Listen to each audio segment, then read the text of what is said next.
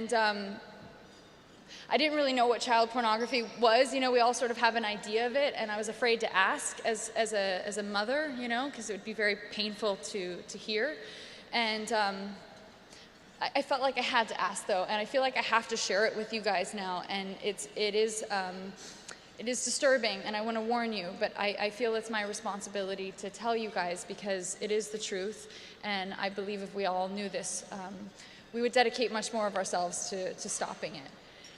So when I asked what child pornography entailed, yes, it's nude images of boys and girls under the age of 18. But now, because of high-speed internet, it's also videos very prominently. And videos of kids, and by kids I mean prepubescent, visibly prepubescent. And they make the distinction because of the internet and there's so much content, these pedophiles are desensitized. Because of that, the kids are getting younger and the content is getting that much more devastating. So when this law enforcement officer told me this, I asked him how young are the young kids he's seeing, and he told me infants.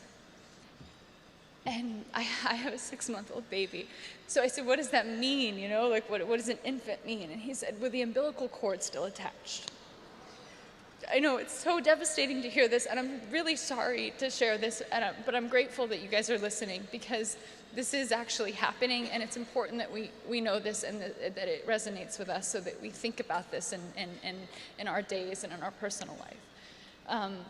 So I asked them what happens in these videos, and you know, unspeakable things happen, but I'm again going to speak about them because I feel like if these kids are experiencing this, the least that they deserve is for us to hear what is actually happening to them. So no, it's not just touching, there is penetration, there is extreme torture and bondage, there's bestiality, which is having an animal penetrate the child or infant.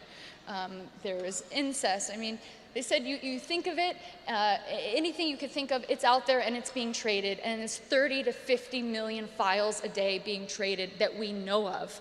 I mean, you can see what's happening right now. And this is happening to any child and every child. You know, 90% of children know their abusers. So, you know, our children are at risk. You may know this person. It may be a doctor. It may be a coach. You know, I thought that people that were working with children were people that wanted to protect them. But oftentimes these people who have this propensity for wanting to lure children, and they find out a profession that gives them access to children and lots of them.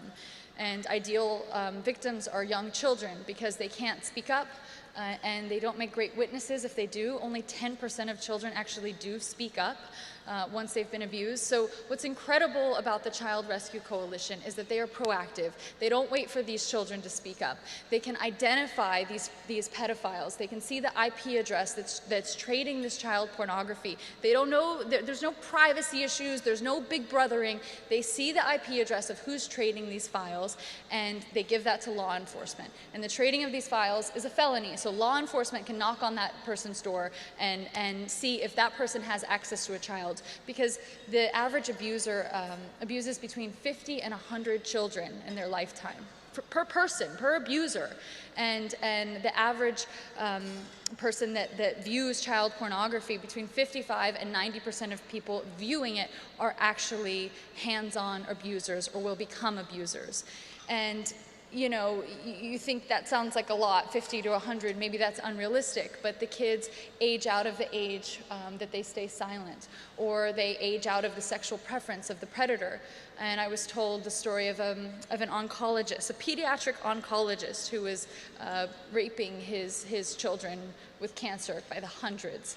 And there was a nurse who was working with children with mental and physical disabilities. And when he was caught, they asked him how many children he abused. And he looked outside the window at the snow and said, "How many snowflakes are there outside?" So this is so prevalent, and I want you guys to know this, and I want it to resonate with you, and I want you to see that the Child Rescue Coalition, in just 3 years, has found 9,000 predators so far. They have saved 2,000 children.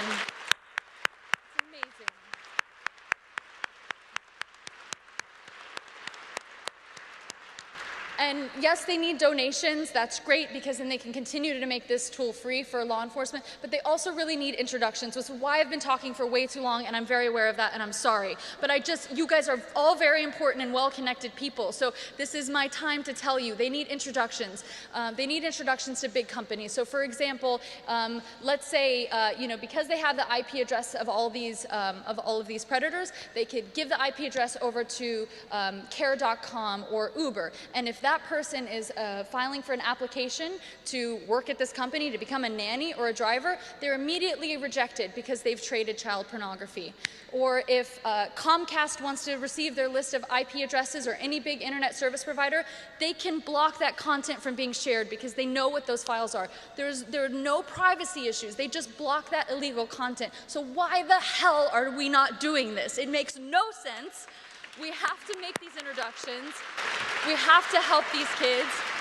It doesn't infringe on anything legally. So I just encourage you, table 17, we have flyers with the list of companies that need introductions. So thank you to Carly Yost, who's here, the founder and CEO of the Child Rescue Coalition.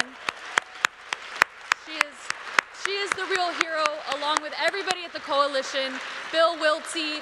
Thank you to everybody protecting our children. They are the real heroes. And thank you to all of you who spent your afternoon sitting here, listening to all of us talk about these things that are really painful.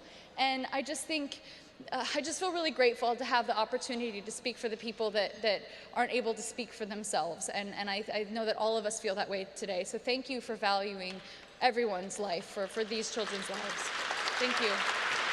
Sorry for talking for so long.